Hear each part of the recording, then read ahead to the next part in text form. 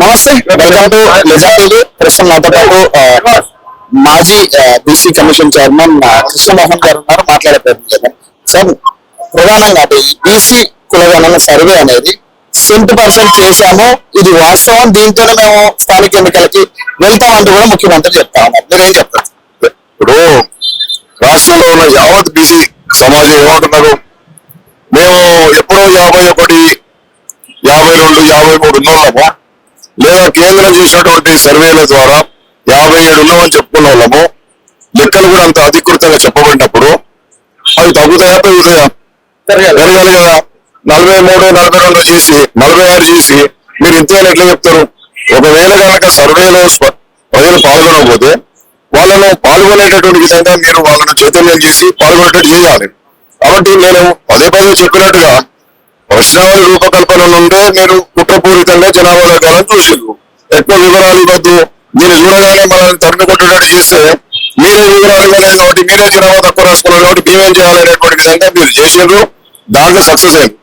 అందుకని ఇవాళ 46 కాబట్టి 42 ఇవ్వాలి, ఒక 4% వెనక తేడా.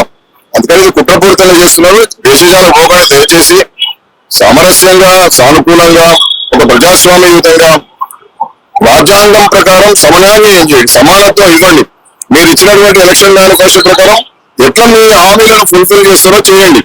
అంతేగాని ఎవరు మాట్లాడితే వారి మీదకి ఎదురు తిరగడము, టీఆర్ఎస్ వాళ్ళు మాట్లాడితే టీఆర్ఎస్, బీజేపీ వాళ్ళ మీదకి మాట్లాడితే బీజేపీ వాళ్ళు మీరు పట్టుకొచ్చేది అపోహ సంఘాలు రాసిచ్చిన మ్యాటర్స్ అవుతున్నారంటే బీసీల పట్ల అంత తక్కువ చూపేందుకు? అది కాకపోతే అది కాదండి, ఇది నిజం అండి, లెక్కలన్నీ చెప్పు. నువ్వు కేవలం ఏదో నీ ఇష్టం వచ్చిన లెక్కలు చెప్పి దాని మీద చర్చ ఎట్లా చేస్తారు? కాబట్టి ఇది కుట్రతో కూడుకున్నటువంటిది, ఇది అణచివేతతో కూడుకున్నటువంటిది, ఇది సమాజ హితం కోరినటువంటి వైఖరిని ఈ రాష్ట్ర ప్రభుత్వం అవలంబిస్తున్నది.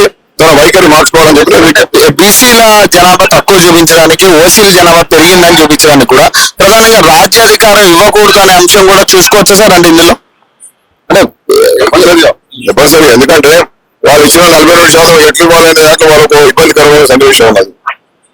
కాబట్టి తక్కువ చేస్తే జనాభానే లేదు కదా, కాబట్టి మేము ఇవ్వలేమని చెప్పేటటువంటి ఒక ప్రయత్నం.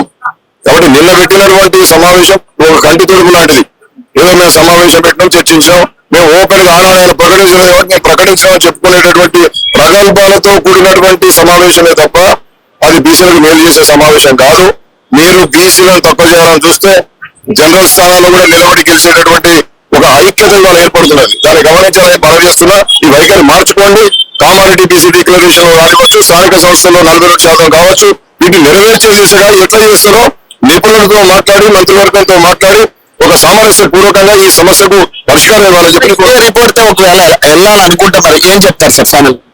ఇదే రిపోర్ట్ తో పోవాలనుకుంటే మేము పెద్ద ఎత్తున రేపు ఉద్యమ కార్యాచరణ ప్రకటించబోతున్నాం.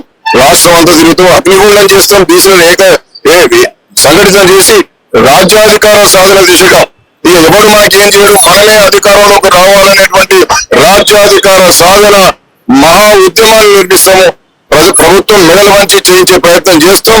లేకపోతే రాష్ట్రంలో ఉప ఎన్నికలు వచ్చేటటువంటి ప్రయత్నం కూడా చేయబోతాం.